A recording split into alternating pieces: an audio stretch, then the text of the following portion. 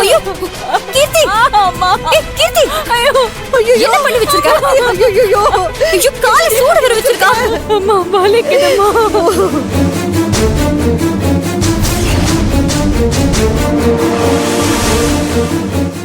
அடி பாவி மகளே, உன் புருஷன் பேசலங்கிறதுக்காக இப்படியா பண்ணுவேன்? ஐயோ நான் என்ன பண்ணுவேன்? வயிற்று புள்ளக்காரிக்கு இந்த நிலைமையா? ஏ கீர்த்தி, உனக்கு கொஞ்சமாச்சும் அறிவு இருக்கா? ஏன் இந்த மாதிரிலாம் பண்ணிட்டு இருக்க? கீர்த்தி ஏன் இந்த மாதிரி பண்ண? நான் செஞ்ச தப்புக்கு எனக்கு நானே கொடுத்துக்கிட்ட தண்டனை செல்வி. தயவு செஞ்சு என்ன விட்டுருங்க. என் கால் எப்படியா போட்டோம். அம்மா அதுக்காக இப்படி ஒரு முட்டாள்தனமான முடிவு எடுப்பியா? ஐயோ இப்படி கால் பொசுங்கி போயிருக்கு. எல்லாரும் பேசிக்கிட்டே இருக்கீங்களே, ஏதாச்சும் பண்ணுங்களேன். மாமா கீர்த்தியை உடனே ஹாஸ்பிட்டலுக்கு கூட்டிட்டு போகணும். நீங்க போய் கார் எடுங்க, கூட்டிட்டு போயிடலாம்.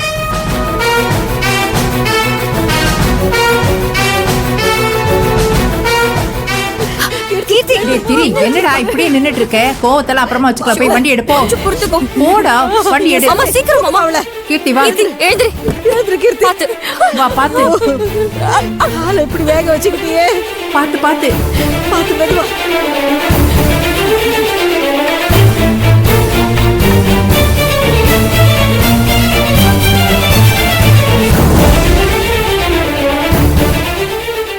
அத்தை நீங்க வீட்லயே இருங்க. நான் ஹாஸ்பிடல் போய் டாக்டர் பார்த்து உங்களுக்கு கால் பண்றேன். சரிம்மா, கிளம்பு கிளம்பு. சரிங்க அத்தை.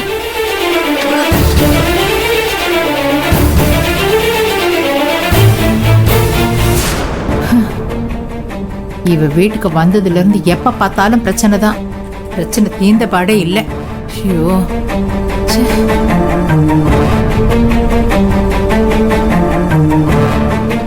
அம்மா கால் வலி, எனக்கு உயிர் போகுதே.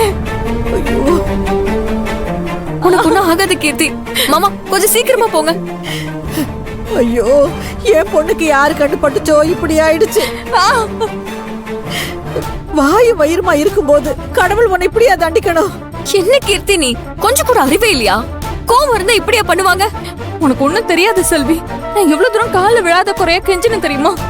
ஆனா என்ன ஒரு மனுஷியா கூட மதிக்கவே இல்ல அவரு. எனக்கு எப்படி இருக்கும் சொல்லு? ஏதோ தெரியாம கோவத்துல அப்படி பேசிட்டேன் அவரை. அதுக்குன்னு என் மூஞ்ச கூட பார்க்க பிடிக்கலங்கிறாரு. அதுக்கப்புறம் அவர் கூட வாழ்ந்து மட்டும் என்ன பிரயோஜனம் இருக்கு? இதை தவிர நான் வேற என்னதான் பண்ண முடியும் சொல்லு? மாமா என்ன மாமா, கீர்த்தி தான் ஏதோ தெரியாம தப்பு பண்ணா. நீங்களும் ஏன் இப்படி இருக்கீங்க? அதுவும் வயித்துல புளிய சுமந்துட்டு இருக்கிற இந்த நேரத்துல இப்படி எல்லாம் நடந்துக்கலாமா?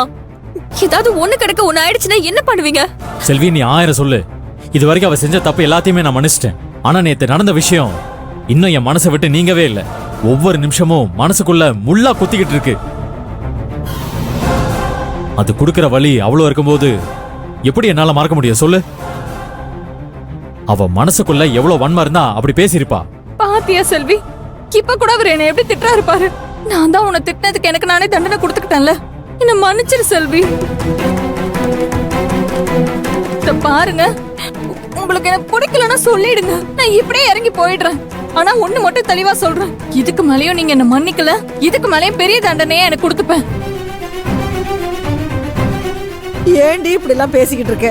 நீ ஏதாவது செய்ய போய் ஒண்ணு கிடக்க ஒண்ணு ஆயி வயித்துல வளர்ற குழந்தைக்கு ஏதாவது ஆயிடுச்சுன்னா? இத சொல்லி சொல்லியே என்ன பேச விடாம கட்டி போடுறீங்க. என்னையா மன்னிக்க மாட்டேன்னு சொன்னீங்க? உங்களை எப்படி வழி கொண்டு வரணும்னு எனக்கு தெரியும். நான் நினைச்சது நடக்கணும். அதுக்காக என்ன வேணாலும் செய்வேன். மாமா அதெல்லாம் அப்புறம் பேசிக்கலாம். முதல்ல சீக்கிரமா ஏதாவது ஹாஸ்பிடல் பார்த்து நிப்பாட்டுங்க. கீர்த்தி கொஞ்ச நேரம் ப்ளீஸ் பேசாம இரு. அது சரி, இவனுக்கெல்லாம் இந்த மாதிரி ட்ரீட்மெண்ட் கொடுத்தாதான் கரெக்டா இருக்கும். ஆனா அதுக்காக என் பொண்ணு காலை வேக வச்சுக்கிட்டாளே.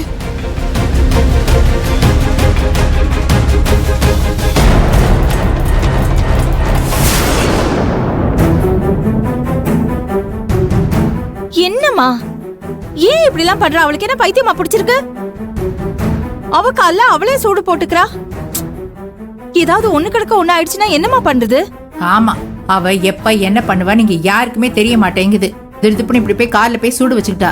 எனக்கே ஒரு நிமிஷம் பதறி போயிடுச்சு. பதறாத கற்பகம், அதான் ஹாஸ்பிட்டலுக்கு கூட்டிட்டு போயிருக்காங்கல்ல, வந்துட்டோம். என்ன ஏதுன்னு பார்க்கலாம். செல்வி, செல்வி, செல்வி இப்பதான் ஆஸ்பத்திரிக்கு போயிருக்கா. ஹாஸ்பிட்டலுக்கா? என்னம்மா சொல்றீங்க? யாருக்கு யாருக்கு என்னாச்சு? அதை ஏண்டா கேக்குற? அதான் அந்த கீர்த்தி இருக்கால்ல, நேத்து நடந்த பிரச்சனை இல்ல, உங்க அண்ணன் அந்த சண்டையில பேசலன்னு கோச்சுக்கிட்டு அவனை சமாதானப்படுத்துறதா சொல்லி அவ கால்ல அவளே சூடு வச்சுக்கிட்டா.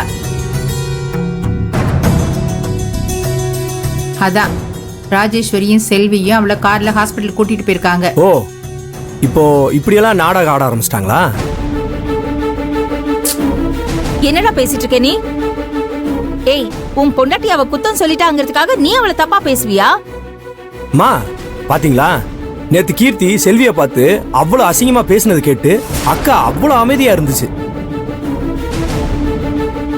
இன்னைக்கு அவங்கள ஒரே ஒரு வார்த்தை பேசுனதுக்கு எவ்வளவு பேசுறாங்கன்னு பாருங்க.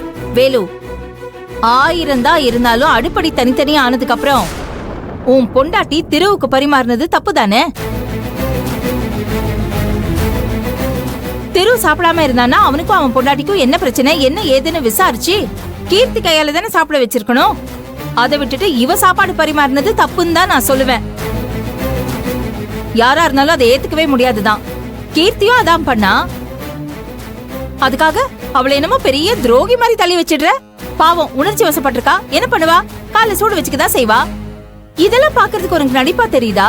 போதுங்கக்கா, நேத்து கீர்த்தி செல்வியை பத்தி தப்பா பேசுனதை விட இப்ப நீ இப்படி பேசுற இல்ல, அதான்க்கா மனசு ரொம்ப வலிக்குது. ஏங்கா, நல்லா இருந்த குடும்பம் இப்படி தனித்தனியா ஆனதுக்கு காரணமே அவங்கதான். அவங்கள கண்டிக்கிறத விட்டுட்டு இப்படி தொட்டதுக்கெல்லாம் செல்வியை குறை சொல்லிட்டு இருந்தா எப்படிக்கா? இங்க பாரு, இப்படி நீ பேசுனதை கேட்டா செல்வி மனசு என்ன பாடுபடும் கொஞ்சமாவது யோசிச்சு பாத்தியா? யார் மனசு என்ன பாடுபடும்லாம் நான் யோசிக்க முடியாது. இத பாரு, இப்பவும் சொல்றேன், நீ உன் பொண்டாட்டிய தூக்கி வச்சு கொண்டாடுற அளவுக்கு அவ அவ்வளவு நல்லவெல்லாம் இல்ல, சரியா?